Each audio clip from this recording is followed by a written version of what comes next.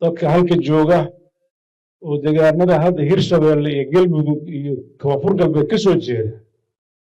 runtii inay gaaraan inay waxba qaban waayaan oo indhaha ka fiirsadaan caloosha uurka ka nacaan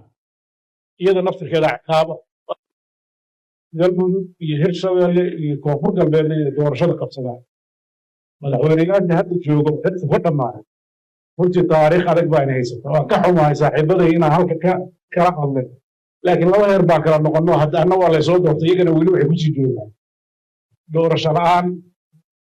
taasaa keentay inaan golaha mustaqbalka annagu ka tirsanaan oo iyagii aan kala weyn halka uu socdo dalku marka waa kala qaybsanaan habkii maamulka waana khatar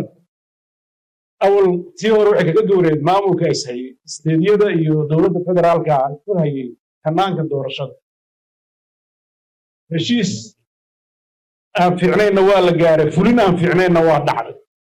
laakiin waxaan islahayn natiijadii la malaynaysa waa laga gaaray xildhibaanana waa soo baxeen madaxweyne ka mid ahaa dadkaas isbeddelka reebinaya wuu soo baxay maxaa ka dambeeyey weye marka waxaa dhacay waa u baahan runtii in la milicsado